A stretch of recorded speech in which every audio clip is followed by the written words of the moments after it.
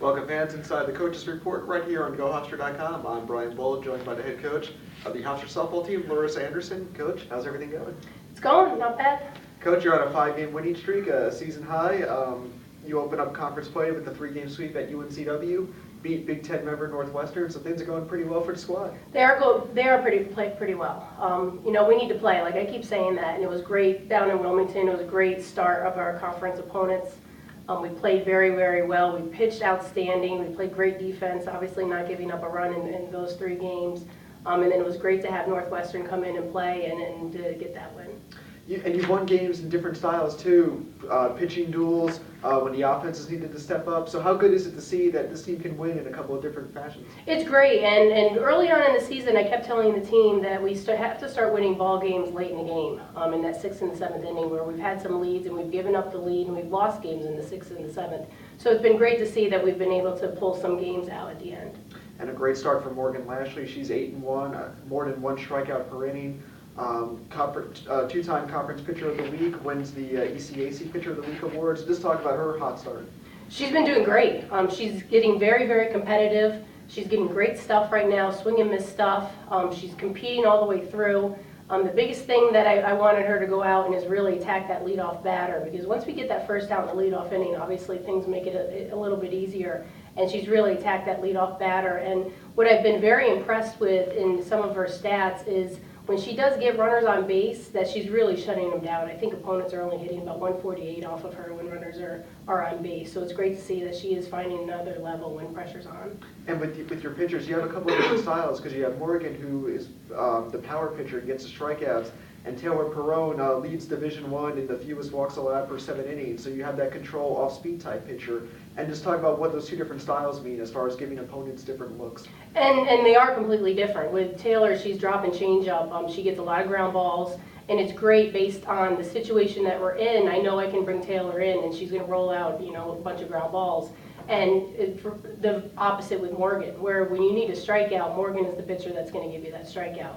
And they're a great complement. So I know that if we do run into a situation where we have a little bit of trouble or the hitters are starting to get on time with our pitching staff, I can easily make a transition. And it takes them probably 1 time through the lineup to get back on time.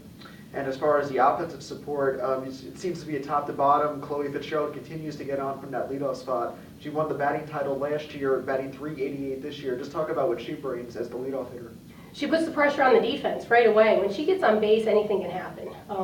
Speed comes every day. So, it was interesting when we played Wilmington, they had a really hard time defending Chloe. They actually brought in one of their outfielders to play in the infield.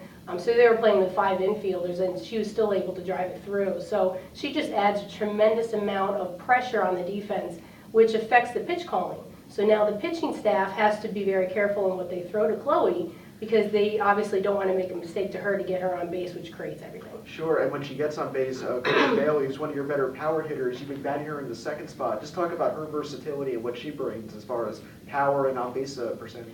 The first thing with going left in the start of your lineup is with your speed on first base, if Chloe gets on, then having a lefty batter, it's screening the catcher for a little bit. So it's going to take the catcher a little bit longer to see that she's going. Because obviously in softball they don't take that lead, being able to read. So that adds something, and it also adds to the pitch calling.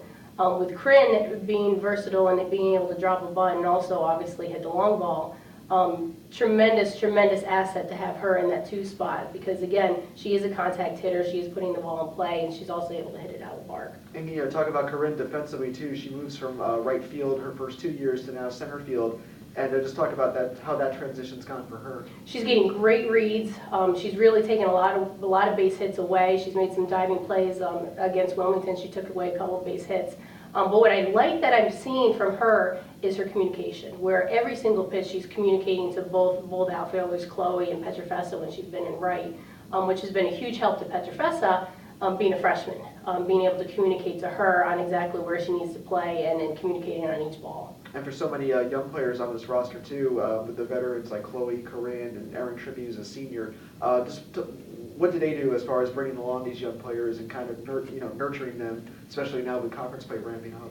It's the mentoring and it's the leadership. It's mentoring those younger players on what is expected of them day in and day out, not only from a personal standpoint, but from an execution, where they need to compete all the time, all 7 innings for 3 games in a weekend series, and just getting them to play at that level and that level of concentration, where, you know, I always say it's what's going on in the locker room really develops your team chemistry, and the chemistry that our players have right now, it's amazing, and they're all competing, they all know what's expected of them, and at the same time, we just got to keep playing. You know, the rain is hurting us right now. Getting the rain out against Rutgers, and then the rain we have going on right now, that if we keep playing, we're just going to keep getting better. Sure, and you know, as far as hopefully the weather holds up as Towson comes in. Towson actually makes it to the conference finals last year, brings back pitcher Missy McCormick and a couple of other veterans from that squad as well. So just talk about some of the challenges that they present. Towson's good. They're very, very good. Missy McCormick throws a great game. She keeps the ball in the ballpark. She throws every level. She has every pitch in her repertoire. She can throw curveball, screwball, rise, drop, and changeup.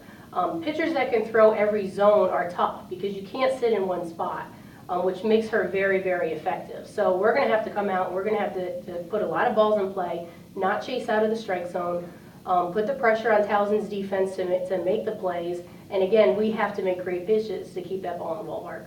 And with all these challenging games now, after being on the road for the first part of the season, you have so many home games to end this month and then April as well. And this team historically has played very well at home. Just what's the key to capitalizing on with the stretch of home games? Come out and play. You know, we always say don't get beat in your own ballpark. You know, this is our house. So we're competing. We got to get out and play. It's constantly put the pressure on the other team. Make it tough. Make it a tough place to play. You know, we know our field and we know the way the wind rolls and where it comes in off the ocean and bounces off that arena. So it is a tough place to play, and you saw that with Northwestern. They had a little trouble with some fly balls, and that's just the experience that we have playing there. Great. And fans, you can come out and watch the Hofstra softball team. Doubleheader Saturday starting at noon, and Sunday at noon is the finale of the 3-game Colonial Athletic Association series. I'm Brian Bull. Thanks for watching the Coaches Report right here on GoHofstra.com.